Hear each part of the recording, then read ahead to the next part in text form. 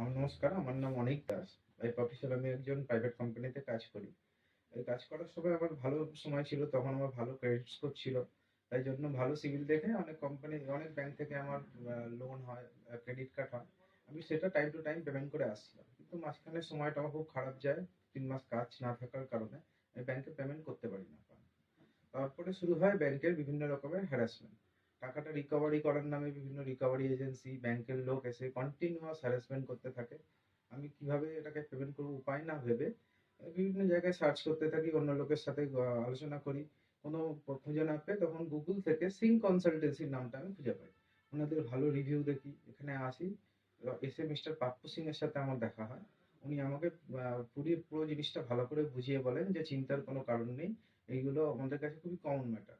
এবং আমিও সেইখানে সেই ওনার সাথে কথা বলে ১ম দিনেই অনেকটা রিলিফ ফিল করি। তারপর বাড়ি যাই, আলোচনা করি। ওনাকে আমি আস্তে, আস্তে কাজ দিই। আমার ব্যাংকের যেগুলো সেটেলমেন্টের জন্য কিভাবে সর্ট আউট হবে প্রবলেম গুলো। এই করতে, করতে আমার প্রায় ১ বছরের কাছাকাছি হতে চললো। আমার এখন 80% এর মতো প্রবলেম সর্ট আউট হয়ে গেছে, সেটেলমেন্ট হয়ে গেছে। কিছু ব্যাংকের এখনো বাকি আছে। সেগুলো আস্তে, আস্তে আশা করি হয়ে যাবে। এর জন্য সম্পূর্ণরূপে ধন্যবাদ সিং কনসালটেন্সি ও মিস্টার পাপ্পু সিংকে। এই ভিডিওটা করার একটাই উদ্দেশ্য হলো, আমি আমার লাইফে যে প্রবলেম গুলো, যে খারাপ সময়টা পেরিয়ে এসেছি, সেখানে যে বন্ধুর মতো সিং কনসালটেন্সিকে পেয়েছিলাম। আপনাদের কাছে ওইটাই জানাতে চাই, যদি আপনাদের জীবনে এই ধরনের কোনো সমস্যা থাকে, এই bank related, loan related, credit card সম্পর্কিত, যেগুলো আপনারা পেমেন্ট করতে পারছেন না, তখন সেক্ষেত্রে অবশ্যই আপনারা সিং কনসালটেন্সির সাথে যোগাযোগ করুন। আশা করছি আপনাদের সমস্ত সমস্যা এখানে আসার পর সমাধান সমাধান হয়ে যাবে এবং আস্তে আস্তে সেটা আপনারা রিলিফ পেয়ে যাবেন।